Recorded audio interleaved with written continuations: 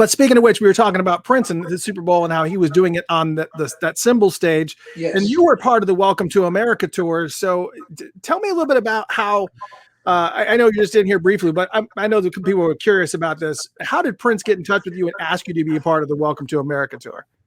Okay, well, just on another note, I've also had the personal pleasure of performing with Madonna at Super Bowl. That's right. In 2012. So yeah, and I will say we kicked a little ass ourselves about. Okay, so how did I meet Prince? I met Prince. I'm going to try to make it a short story, but anytime he comes up in conversation, I get flushed with so much emotion and nostalgia because I've loved him my entire life. I always admired him and identified with him. And so for him to recognize me is quite an accomplishment in my lifetime for my work and my contribution.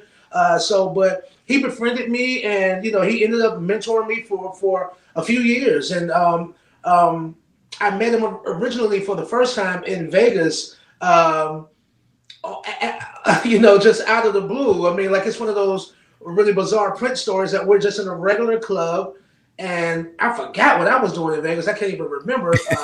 But we're sitting in the back of the club. We see this amazingly beautiful woman sitting there all alone, and she was dressed like what are the people that do the typing in court? Stenographer? Yeah. She was dressed like a stenographer. The little pencil skirt, the horn rim glasses, the little bow with the poofy short sleeve shirt. I didn't know, she just looked out of place. But it was also because of the outfit and just how beautiful she was. It was like, what is she doing here? Right? So then Erotic City comes on. For all you Prince fans, Erotic City. So right. That comes on. We're like, hey, Prince.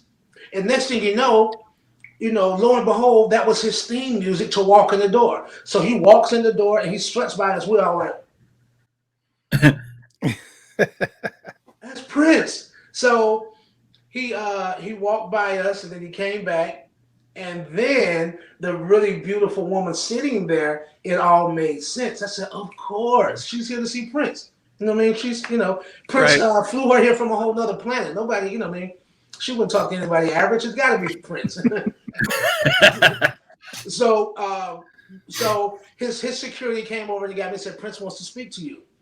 And that's basically how we met. He told me that he was a fan of mine. He told me that he loved Crazy, and he loved what I had done with Gnarls Barkley.